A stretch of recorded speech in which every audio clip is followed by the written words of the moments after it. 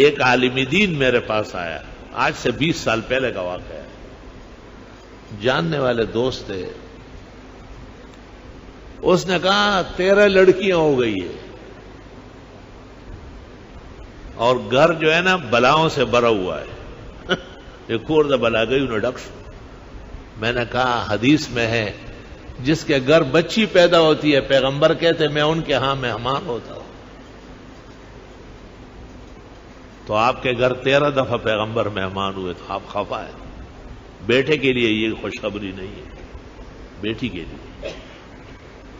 اور پیغمبر کہتے ہیں جس نے بیٹیوں کو گزارا اس کو قیامت کے دن غمگین نہیں ہونے دوں گا۔ اور ایک حدیث میں آپ نے کہا میں تب جنت جاؤں گا کہ بیٹیوں کے باپ کو ساتھ کر لوں۔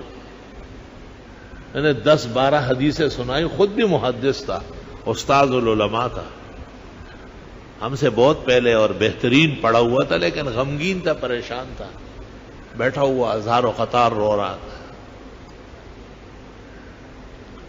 میں نے خاطر تواضع کی اور تب کی دی، میں نے کہا تکڑا ہو جاؤ، ہمت نہ ہارو، بیٹوں کا نمبر ہے۔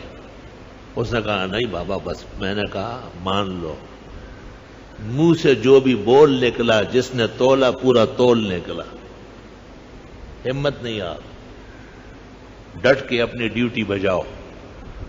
وہ ایک پیر نے کسی مرید کو تعویذ دی نا، مرید بڑا خوش نے کہا بات سنو، صرف تعویذ سے کام نہیں ہوا، تسی بھی ہلا جلا کر۔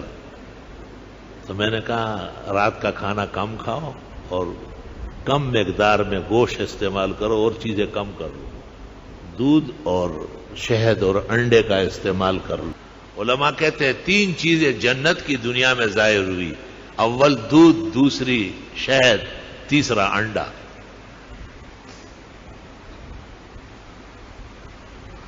اللہ رب العالمین نے 13 بیٹیوں کے بعد مولانا کو اس عاجز اور فقیر کے دعا سے اور تدبیر سے 5 بیٹے عطا فرمائے لگاتار۔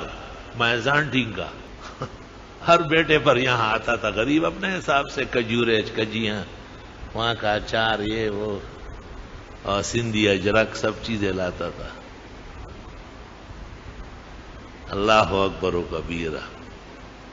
اللہ تعالیٰ کی رحمتوں سے ہمیشہ پر امید رہنا چاہیے، اور حدیث شریف میں ہے خدا تعالیٰ سے سب باتیں کیا کرو، ان سے کیوں شرماتے ہو؟